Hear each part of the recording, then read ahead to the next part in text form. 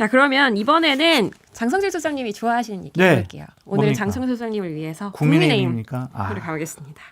자, 국민의힘 지방선거 총괄기획단이 내년 6월 지방선거 경선에서 결국 당원 투표 70, 일반 국민 여론조사 30으로 룰을 권고안을 채택을 했습니다. 그러니까 원래 당 안팎에서 반발이 있으면서 5대5로 갈 수도 있다 이런 얘기들이 계속 있었는데 네. 그래서 5대5 등 소수 의견도 있습니다. 뭐 이런 식으로 살짝 부대 의견을 달아서 장동혁 대표가 결정해 주십시오. 이렇게 올렸는데 네. 여기 기획단장이 사실은 서울시장을 나경원. 준비하시는 맞습니다. 나경원 의원이셔서 네. 본인을 위한 거 아니냐 뭐 이런 얘기도 있었고 근데 요거 관련해서 사실 당내에서도 비판이 많잖아요. 많아요.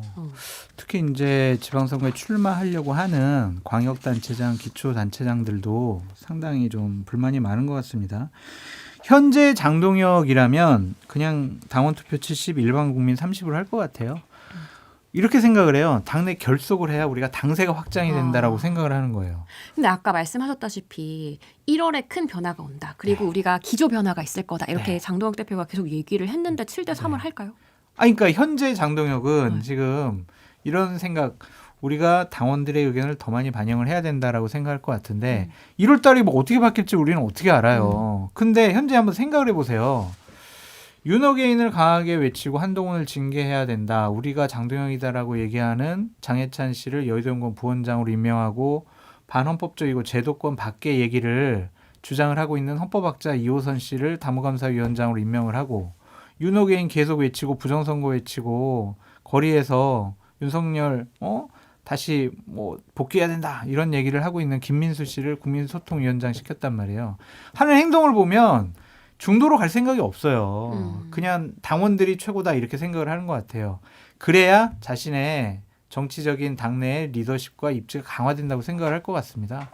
그래서 이거를 건의한 것도 나경원 의원이고 본인 생각도 그래서 현재 장동혁 대표라면 그냥 7대 3으로 결정할 것 같습니다. 7대 3으로 되면은 나경원 의원이 서울에서 유리한 상당히 건가요? 유리합니다. 예, 지난번에 오세훈 시장이 41% 정도 나왔고 나경원 의원이 36% 정도 나왔어요. 근데 당심을 70%로 올리게 되면은 그 한 4, 5% 차이는 뒤집을 수 있다고 생각이 들거든요.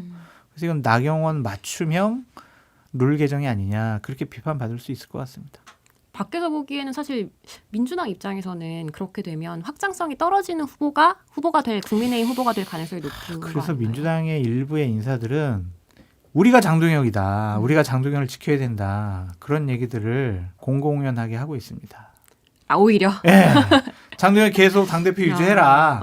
이렇게 이렇게 그냥 좀 중도로 가려는 모습 보이지 말아라. 그럼 우리가 선거 이길 수 있다. 그렇게 생각하는 것 같습니다.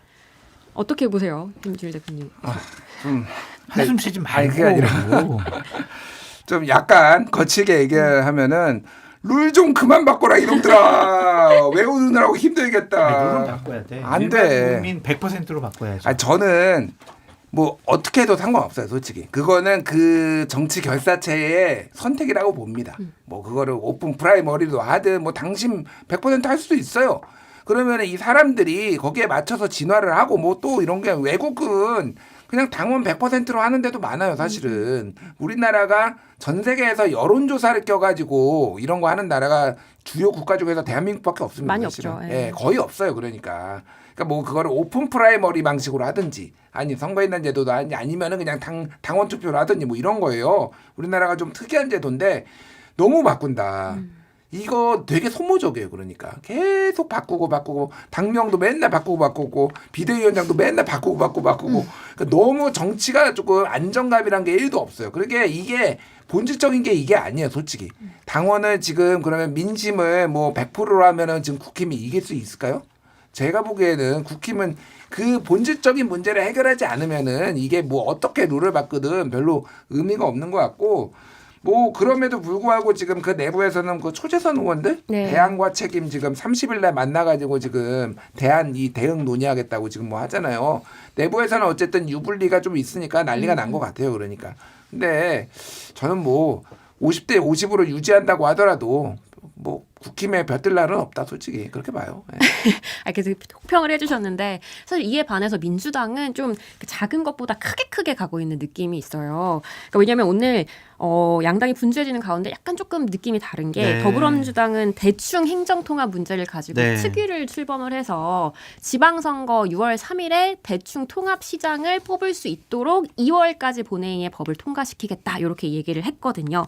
결국엔 이게 지방선거용은 아니라고 민주당에서는 이야기를 하지만 그건 아니잖아요. 지방선거에 만약 불리하다고 생각하면 이런 통합법안을 뭐 마련을 하거나 통과시킬 의지가 없겠죠. 유리하다고 생각을 하는 거 아니겠습니까? 근데 이 부분은 국민의힘이 진짜 이 법안을 내놨기 때문에 뭐 민주당이 우리의 공이 크다 이렇게 좀 얘기하기는 좀 어려울 것 같고 양당 모두 이 부분에 대해서는 찬성을 하고 있기 때문에 진짜로 정말 지방선거 전에 통과가 돼서 통합 뭐 시장이라든지 단체장을 선출할 수도 있지 않을까 또 그런 생각도 해봅니다. 근데 실무적으로는 대단히 어려운 일이거든요. 예를 들면 주민들이 반대하고 막 들고 일어나면 어떡할 거예요. 그쵸. 그 민심을 지방선거를 앞두고 유불리를 당연히 정무적으로 따져볼 텐데 그런 것들도 고려해야 된다면 이렇게 한 6개월 만에 뚝딱 처리하는 것이 과연 맞는 것인가 또 그런 생각도 해보고 사회적인 합의를 이끌어내는 것이 중요하다. 왜냐하면 이 선례가 돼가지고 나중에 다른 메가시티 만드는 데도 영향을 끼칠 거란 말이에요. 그럼 대통령이 왜 이쪽만 얘기하고 왜 부울경은 또 얘기를 안 하고 대구랑 뭐 경북 이거는 또 왜 얘기 안 하고 여러 가지 오해를 받을 수도 있기 때문에 좀 너무 급하게 처리하지 마시라라고 건의드립니다. 충청 쪽 민심은 어떻게 될 거라고 보세요? 김준일 평론가님. 근데 이게 뭐 제가 그 지역에 다 사는 건 아니니까 그런데 그 충청도 대전 쪽에서는 약간 오히려 찬성하는 것 같고 충청도 일부 지역에서는 좀 반대를 하는 것 같아요. 이게 대구 경북 통합할 때도 그게 비슷한 게 나왔고요. 경북의 윗지역에서 좀 반대를 하는 거예요. 경북 그러니까 북도 쪽에서 북도라고 하긴 그렇고 위쪽 북부의 지역에서 쉽게 얘기를 하면은 통합을 하면은 이게 전체 대한민국 전체로 보면은 사람이 수도권으로 이동하고 있고 다 빠지는데 또 여기서 통합을 하면은 여기에서 우리 사람이 빠져서 대전은, 중심부로 그러니까 대구로 가는 거 아니냐. 그래서 경북 도의회에서 지금 통과를 못 하고 있는 이런 상황이에요. 그래서 이것도 실제 주민투표를 할 수 있을지. 그러니까 주민투표가 의무는 아닌데 일반적으로 주민투표를 안 하게 될 경우에는 이게 갈등이 많이 생겨요. 근데 주민투표를 하려면은 또 시간과 그쵸. 비용과 이게 있거든요. 그래서 지방선거 전에 이게 어느 정도 가닥이 잡혀가지고 한 명만 뽑는 건지 그거는 좀 지켜봐야 될 것 같아요. 그런데 제가 보기에는 정치권이 다 합의를 한 상황이잖아요. 그쵸. 그러면 정치권이 국힘이든 민주당이든 다 설득 작업에 들어갈 수 있어요. 이거에 대해서. 그러면은 되기는 될 가능성이 높다. 그런데 선거 전에 확실히 될지는 모르겠다. 그러면은 이제 그거를 만약에 안 하면은 편법으로 여론조사를 해요. 여론조사를 하는데 여론조사는 어떤 식으로든 대충 만들 수 있어요. 통합에 찬성하도록. 제가 뭐 조작을 얘기하는 거 아니지만은 대충 이제 나오게 만드는 이런 상황을 해서 갈 수는 있는데 좀 갈 길이 좀 멀다 그 생각은 들어요. 네. 요거 이외에도 위성락 국가안보실장이 핵잠 관련해서 한미협정 내년 초에 나선다 이렇게 얘기를 했는데 요것도 사실 지방선거를 겨냥한 걸로 볼 수 있지 않을까 싶은데 그거와는 별도로 이건 안보 분야고 우리가 나가야 될 방향이기 때문에 빨리 좀 처리됐으면 좋겠어요. 저는 핵 보유론자거든요. 아유 그런 얘기 하지 말라고 얼마 전에 왜요? 위성락 실장이 와서 얘기하고 그래요? 가셨는데 근데 북한은 핵무기를 많이 다수 보유하고 있는데 우리가 재래식 무기가 아무리 전력이 뛰어나다가 하더라도 이거는 전쟁 유사시에는 게임이 안 되거든요. 그래서 그런 부분 핵 보유라든지 아니면 핵 우산으로 가기 위한 하나의 징검다리로 빨리빨리 이 부분들은 처리됐으면 좋겠다라는 생각이 듭니다.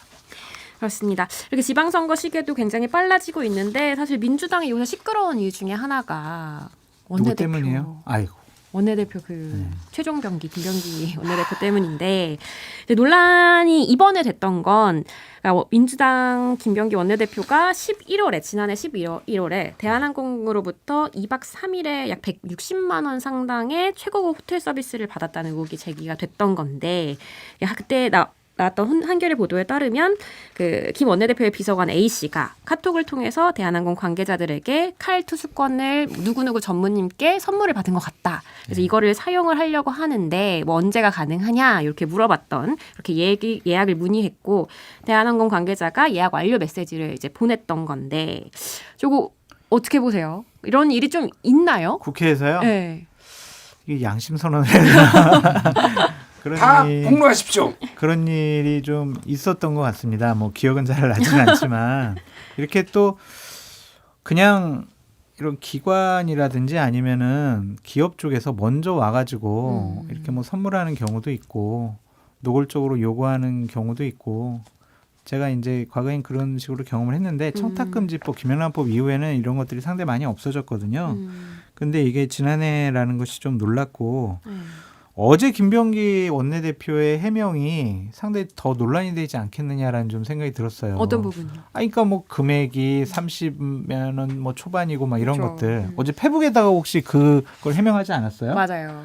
오늘 지금 보니까 지웠어요. 아 그래요. 지금 보니까 지웠어요. 왜 지웠겠어요? 이거는 또 다른 논란을 낳을 수 있겠다라고 좀 생각을 하신 것 같아요. 오늘 또 올리셨어요. 사실 지금 보고 계시는 네. 게 오늘 올린 건데, 그러니까 카루텔에서 34만 원이다 1박에. 네. 그래서 보도와는 다르다 어. 이렇게 올렸는데 이게 결국에는 100만 원 기준 때문에 그런가 싶기도 그렇게 하고요. 해명할 것 같은데 제가 만약 참모라면은 저렇게 구체적인 액수 넣어서 해명 안 하겠어요. 이유 불문하고 죄송합니다. 부적절한 행동하겠습니다. 뭐 숙박료는 다 반납을 하겠습니다. 이렇게 하는 게 맞지. 억울해요. 70만 원 아니에요. 30 몇만 원이라고요. 이거는 또 다른 진실 공방으로 갈 수 있어요. 그러니까 어제 다른 언론에서 지금 우리 확인해 보니까 70만 원이 맞다고 이렇게 기사가 나오잖아요. 그래서 계속 이게 안 좋은 게 매일매일 전직 보좌진들이 하나씩 터트리잖아요. 이거를 따라가면서 해명을 해야 된단 말이에요.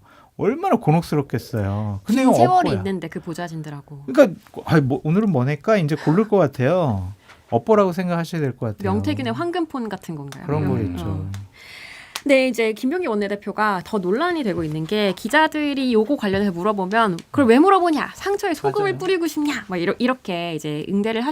하는 게 좀 이슈가 됐었는데 사실 어제 이렇게 오전에는 기자들한테 화를 내고 네. 오후에는 사과를 하셨습니다. 기자들을 만나면 보는 얼굴마다 내가 아까 좀 화를 내서 미안합니다 이렇게 사과를 하긴 했는데 요 대응이 조금 부적절하다는 지적들이 나오는 가운데 오늘 마찬가지로 그 황금폰에서 또 다른 폭로가 나왔는데 2023년에 베트남 방문을 앞두고 며느리와 그리고 아기가 이제 공항에서 좀 빨리 나가고 조금 라운지를 좋은 걸 이용할 수 있는 그런 패스트트랙을 좀 해달라 이렇게 좀 요구를 했다는 건데 근데 이게 또 페이스북 아까 해명으로는 결국 받지 않았다 이렇게 얘기를 이용 안 하는데 했다. 막 그러더라고요. 근데 이제 사실 요구를 한 건 사실인 거잖아요. 그게 문제죠.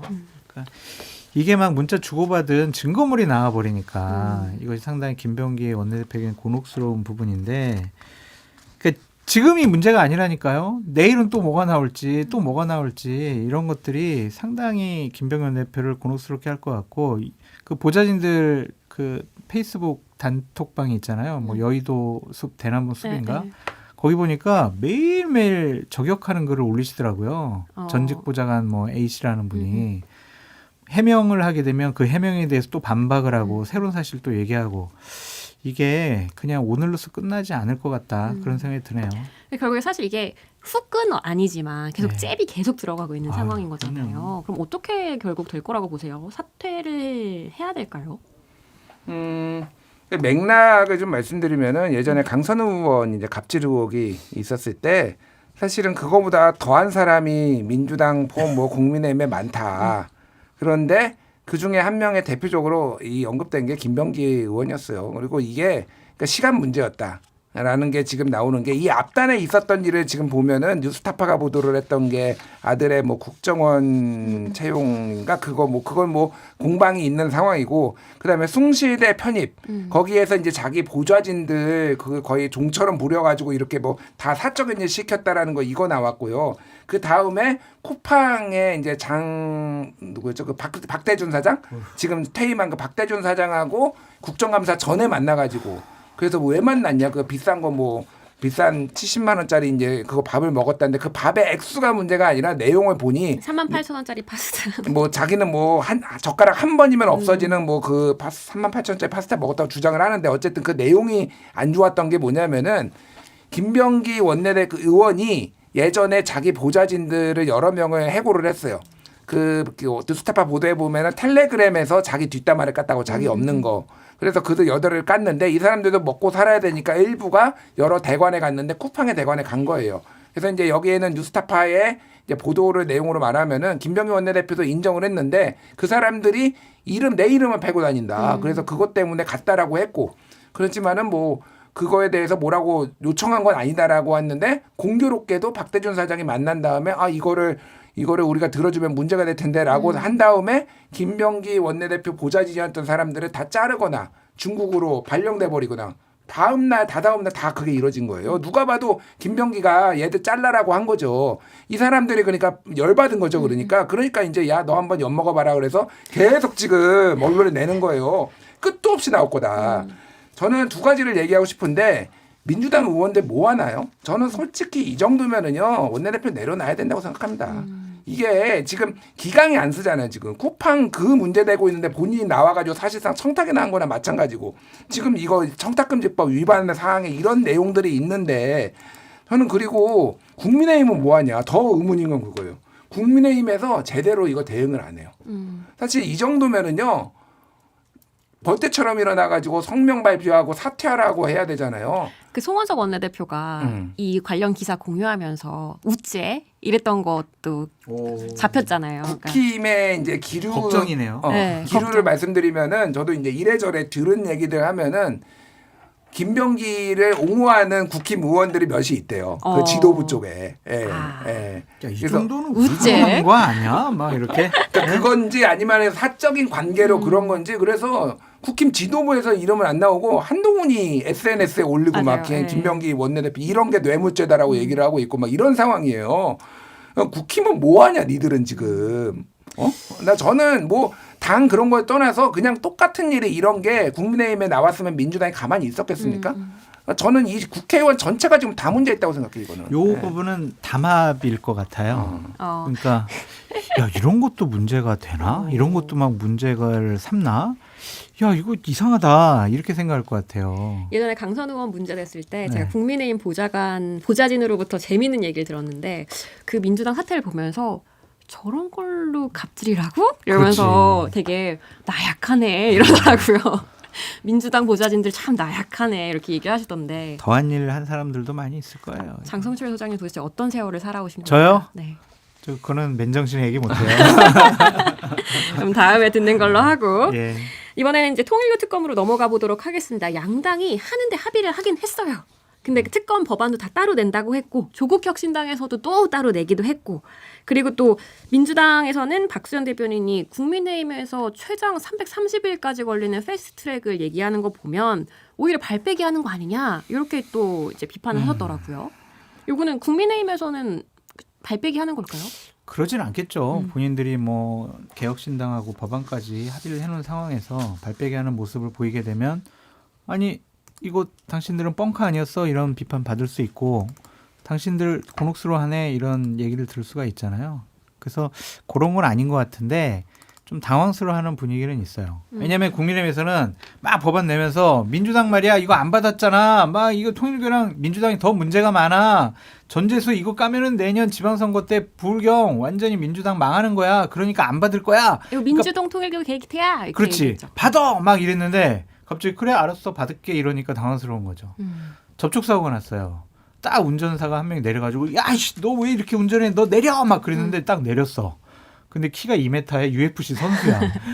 아유 잠깐 안녕히 가세요. 이제 이러는 것 같다라는 좀 분위기도 드는데 돼야죠 빨리 이 부분은 많은 의혹이 있기 때문에 여야가 꼼수 부리지 말고 빨리 합의 처리하시라라고 말씀드립니다.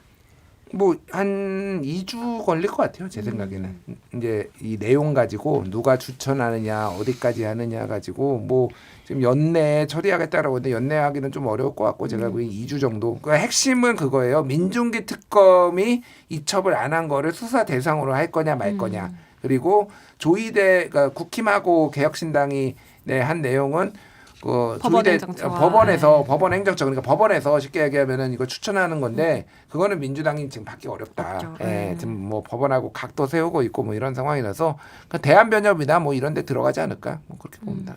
그러니까 국민의힘에서는 곽규택 의원이 이렇게 해명을 했어요. 패스트트랙으로 문제 삼는 건 말꼬리 잡는 거고 법사위에서 안 올려줄까봐 우리가 그런 것까지 고려를 해서 이렇게 했다. 뭐 이렇게 얘기를 했는데 요거는 이제 지켜봐야 네. 보면 나올 네. 거니까 조금 지켜보시는 걸로 하고. 근데 오늘 또 약간 민주당 인사의 통일교 관련 의혹이 또 터졌는데 동아일보 보도예요. 윤영호 전 본부장이 문재인 정부의 핵심 실세와 접촉했다라고 보고한 내부 문건을 경찰이 확보를 했는데 여기서 오늘 국정상황실장과 진지한 미팅을 했다. 네. 그리고 적극 동참하는 방안을 마련해 보기로 했다. 뭔지 정확히 모르겠지만 협조를 해주기로 했다는 그런 메모가 있었다고 하는데 국정상황실장은 사실은 지난 정부의 윤건영 의원이었는데 2019년 1월 15일로 날짜가 딱 지정돼 정이 있잖아요. 됐으니까. 네.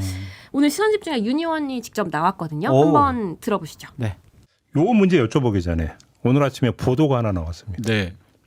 근데 이걸 왜 익명으로 보도했는지 저는 일단 좀 그거를 이해를 못 하겠는데 2019년 1월에 혹시 윤영호 세계 그 본부장 만나신 적 있습니까?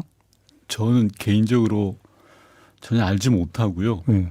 그리고 전화번호도 없고 통화한 기억도 없습니다. 그러니까 당연히 만난 기억도 없고요.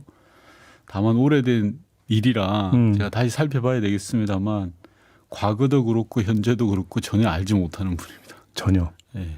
근데 아무튼 동아일보가 2019년 이제 만난 시점을 1월 15일로 특정을 했는데 청와대 A 국정상황실장이라고 했어요.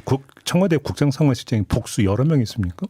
아니죠. 한 명인데 국정상황실장을 했던 사람이 몇 명 되지 않아서요. 아니 그러니까 이 시점에서는 그 시점은 그러니까 의원님밖에 예. 없어서.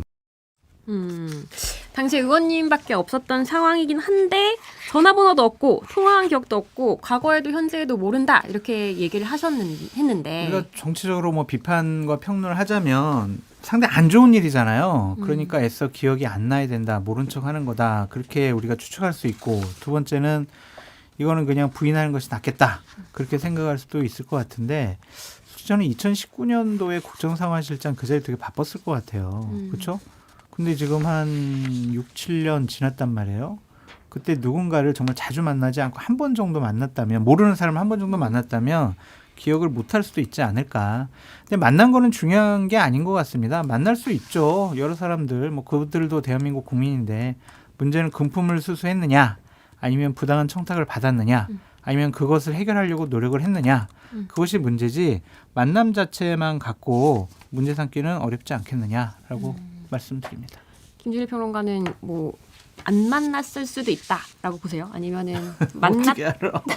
근데 이제 옛날 문건에 이런 게 적혀 있고 그 내용을 보면은 완전히 거짓말로 이거를 하지는 않을 거예요. 그러니까 뭐 거의 허위 보고를 TM님께 하진 않았을 거다. 예. 그러니까 이거 왜냐하면 그건 나중에 걸릴 수가 있잖아요. 그러니까 스쳐 지나가든 만나든 뭐 부풀릴 수는 있어요. 부풀리는 건 가능할 거 아니에요. 그런데 협조 생각해볼게 했는데 협조하기로 했다. 뭐 이렇게 그렇죠. 쓰고. 뭐 그런 거. 그런데 이거가 완전히 안 만났을 가능성은 저는 없다고 보고 뭐 저는 솔직히 뭐 이런 민주당 윤건영 의원을 뭐 쉬드나 그런 게 아니라 만나는 게 그게 문제냐 그 생각을 해요. 그 당시에 게다가 통일교라는 게 지금 이렇게 문제가 되니까 그런 거지.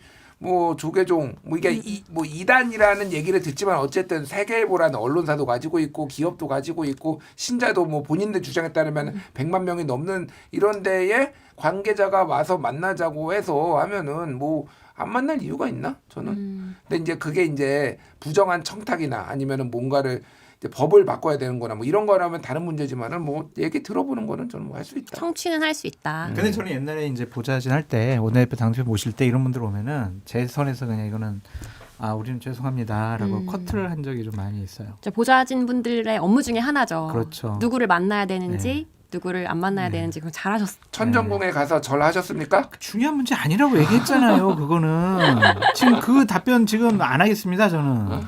왜 물어보십니까? 의도된 질문 아닙니까? 천전주에 갈 수도 있는 거 아닙니까? 중요한 문제 아니라고요.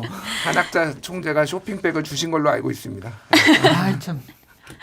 어쨌든 임종성 의원도 방금 단독 보도가 국민일보에서 나왔는데 통일교 그 TM 보고 문건 트루마더 한학자 총재에게 보고한 문건이 충성 경쟁으로 과포장됐다라는 식으로 똑같이 김준일 평론가님이 말씀해주신 것 똑같이 말씀을 해명을 했는데 지금 우리가 지금 이런 얘기를 하고 있는 와중에 네.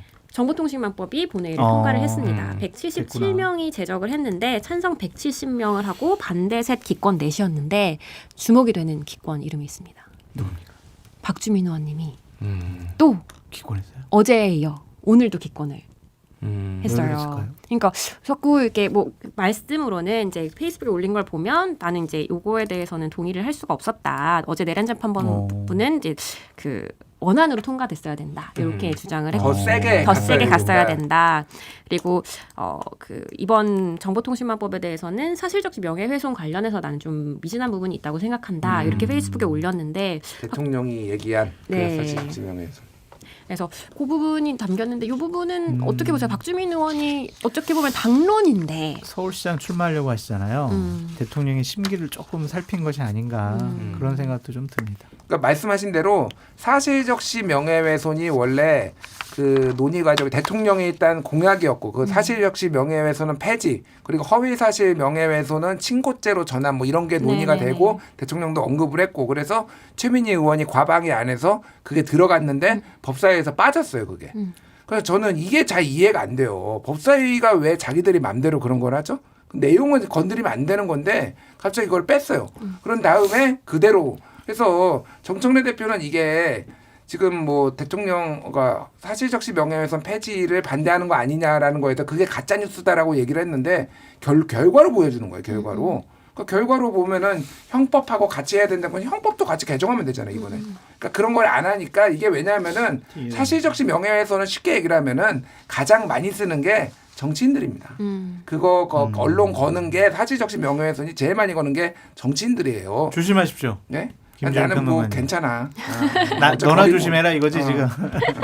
그래서 저는 진짜 이 언론 개혁이라는 게 이를테면 언론에게도 자유도 주면서 언론이 잘못하는 거 규제도 하면서 이게 양날로 가야 된다고 생각하는데 정청래 대표 왜 이렇게 비판하냐고 뭐 댓글도 나오시는데 비판을 안 할 수가 없어요. 제가 보기에는 이런 부분은. 예. 어쨌든 형법 개정도 나선다고 하니까 얼마나 빨리 하는지 한번 지켜보시고요. 오늘 여기까지 듣겠습니다.